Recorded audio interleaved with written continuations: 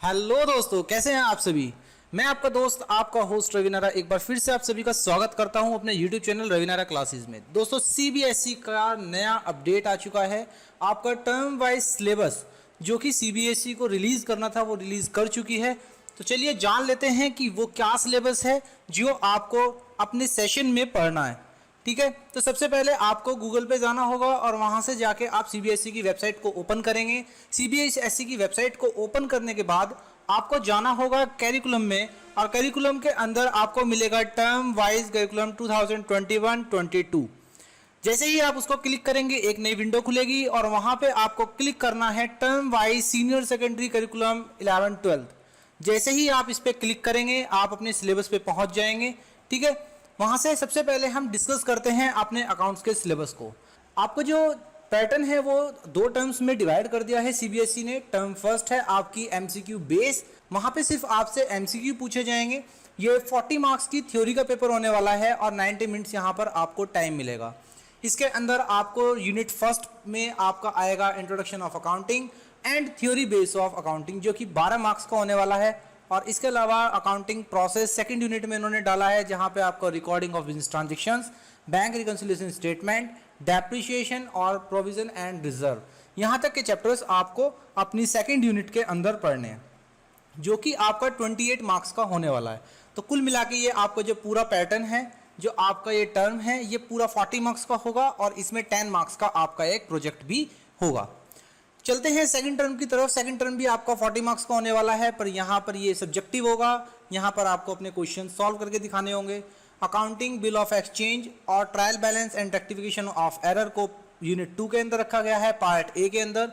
और part second जो है आपका फाइनेंशियल अकाउंटिंग सेकंड, उसके अंदर आपको अपने complete accounts plus incomplete records accounts को मेंटेन करना होगा।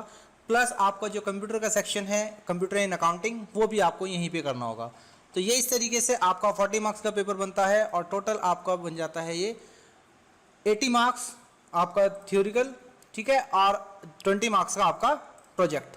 तो कुल मिला के आपका 100 मार्क्स का ये पेपर बन जाता है। उम्मीद करता हूँ ये आपको बहुत अच्छे से समझ में आ गया होगा। अगर आपको ये डिटेल में सिलेबस चाहिए तो डिस्क्रिप्शन में इसका लिंक है, वहाँ से जाके आप अपने इस सिलेबस को देख सकते हैं।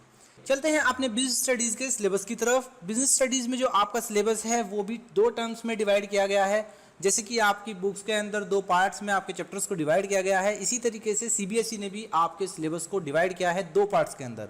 जो टर्म फर्स्ट है वो MCQ बेस्ड होने वाली है, 40 मार्क्स का पेपर है, 90 मिनट्स का इसका टाइम ड्यूरेशन रहेगा।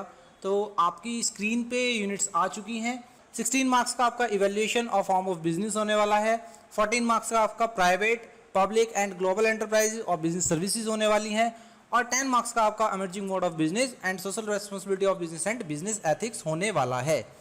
यहाँ पे आपका ये 40 मार्क्स का पूरा पेपर बैठता है, ठीक है, और 10 मार्क्स का आपका वही प्रोजेक्ट जो हर बार आप अभी तक करते हुए आए हैं।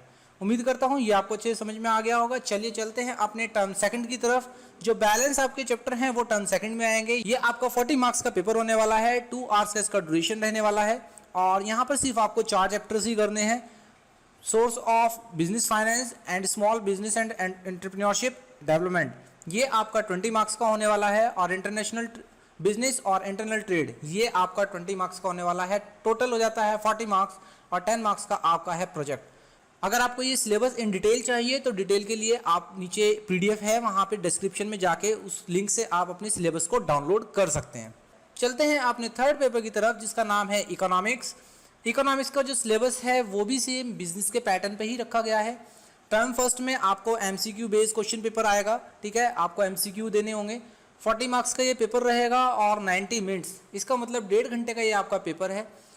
दो पार्ट्स में आपकी इकोनॉमिक्स डिवाइड की गई है। पहला पार्ट है स्टैटिक्स, सेकंड है आपका माइक्रो इकोनॉमिक्स। स्टैटिक्स आपकी 23 मार्क्स की आने वाली है, जबकि माइक्रो इकोनॉमिक्स आपकी 70 मार्क्स की होने वाली है। टोटल हो जाता है 40 मार्क्स और 10 मार्क्स का आपका प्रोजेक्ट। टर्म सेकंड की अगर बात करूं तो सब्जेक्टिव पेपर होने वाला है, 40 मार्क्स का पेपर होगा, जबकि यहाँ पर टाइम लिमिट होगी 2 आवर्स, 2 घंटे का आपका पेपर होगा। और वही दो पार्ट्स बैलेंस, जैसे कि स्टैटिक्स आपका पार्ट ए होगा और माइक्रो इकोनॉमिक्स आपका पार्ट बी होगा।